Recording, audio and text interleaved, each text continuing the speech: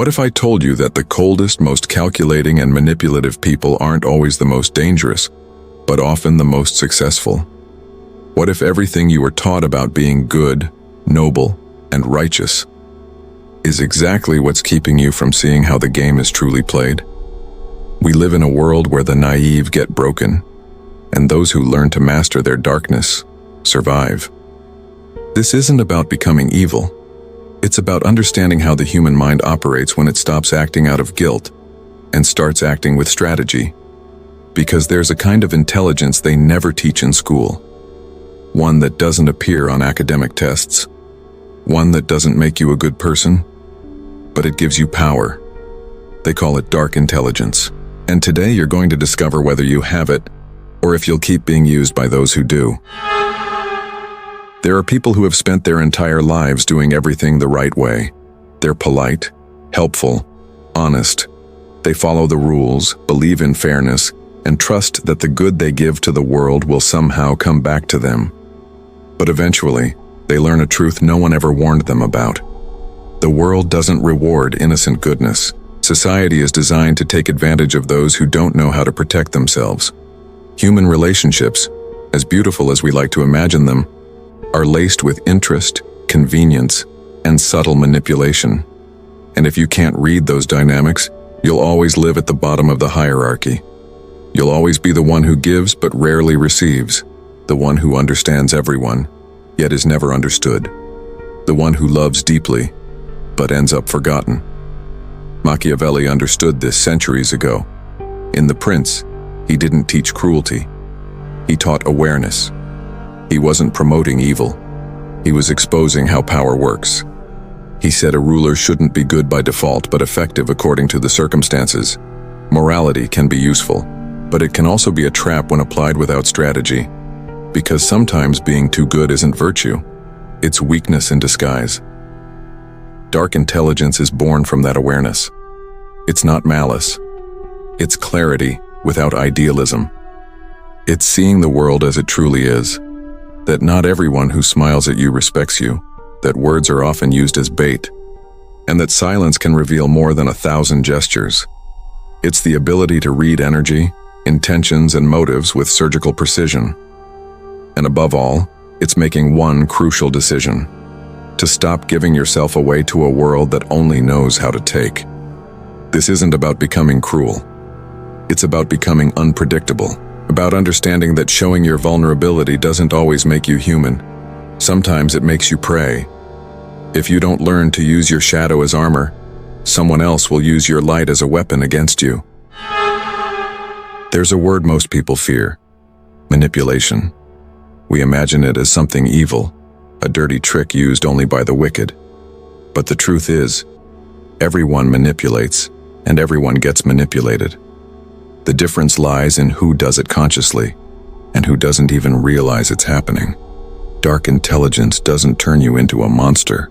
It turns you into someone who understands the invisible language of power. Someone who can tell when a smile is sincere and when it's strategy. Who can read tension in silence. Who knows when someone fears you, admires you, or plans to use you. Machiavelli never preached meaningless cruelty. He taught psychological precision. He wrote, "A prince should not depart from goodness if possible, but must know how to enter evil when necessity commands it." Because sometimes morality doesn't save you, it blinds you. And those who can't bend their own rules when the situation demands it are destined to be used by those who have none. The one who masters dark intelligence doesn't beg, doesn't explain, doesn't scream. They act. They let their silence do the work. They make others doubt themselves without ever raising their voice. They project strength not through aggression, but through control. True manipulation rarely looks like domination. It often feels like trust, admiration, even attraction. And if you can't recognize it, you'll hand over your time, your energy, your heart, to those who only see your need to be liked. The wise don't chase validation. They observe, they measure, they wait. Because in a world where everyone's shouting for attention, the one who guards their power becomes a mystery. And mystery is influence. So before you judge manipulation, ask yourself this: are you really above it? Or are you simply the one who never noticed it was happening? There's nothing wrong with being good, as long as your goodness doesn't turn into self-destruction. The world doesn't need more nice people who allow others to walk all over them. It needs people who are kind, but not blind. People who can smile while holding their boundaries, who can help without being used, who can forgive without forgetting what was learned. Because goodness, when it's unconscious, becomes a weapon against you. It's how manipulators survive. They feed on your empathy. They test how far you'll bend before you break. And every time you choose peace over self-respect, they grow stronger. That's why the most intelligent people don't let guilt control them. They know when to walk away, when to go silent, when to disappear. They don't explain themselves to those committed to misunderstanding them. They don't chase closure from those who enjoy leaving doors open. They don't beg for respect. They make people earn it. Because being good isn't about always doing what's right for others.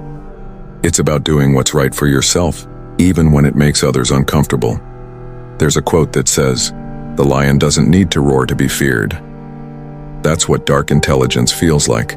Calm, silent, calculated power. It's the ability to make decisions without guilt. To understand that sometimes saying no is the most spiritual thing you can do. That walking away isn't cold, and it's self-respect in motion. When you master this, you stop attracting people who need your light to survive. Because they can sense it. You're no longer food. You've become fire. The weak call it cruelty. The strong call it clarity. And clarity is the sharpest form of intelligence there is. To awaken your dark intelligence, you first have to do something uncomfortable. You must stop lying to yourself. Stop pretending you don't notice who drains you. Stop giving endless chances to those who already showed you who they are. Stop calling it patience when it's really fear. Stop calling it forgiveness when it's self-betrayal. Dark intelligence doesn't grow in innocence, and it grows in awareness. It's born when you look into your own darkness without judgment. When you understand that the parts of you you've been told to suppress, your anger, your ambition, your desire for control, aren't evil. They're energy. And energy only becomes destructive when you ignore it. The moment you stop running from your shadow, it becomes your ally. You begin to see through people, through their words, their gestures, their intentions. You no longer react. You respond. You don't seek approval. You observe. You don't fear losing. You choose strategically. That's what power really is. Emotional intelligence without fear. You don't need to scream or dominate or manipulate. You simply stop being predictable. You stop being the one who's always available, always kind, always understanding. You learn to hold your energy, to make silence uncomfortable, to make your presence felt even when you say nothing. And when that happens, people treat you differently. Not because you've changed, but because you've stopped playing small. Dark intelligence isn't about control over others. It's about mastery over yourself. It's the moment you stop asking, "Why do they treat me this way?" and start asking, "Why do I keep allowing it?" That's the true awakening. Not light without shadow, but balance. Because wisdom isn't about being good all the time. It's about knowing when to be. And when you reach that point, nothing and no one can manipulate you again. Because you've already met the manipulator that lived inside you. And you've learned to make peace with it.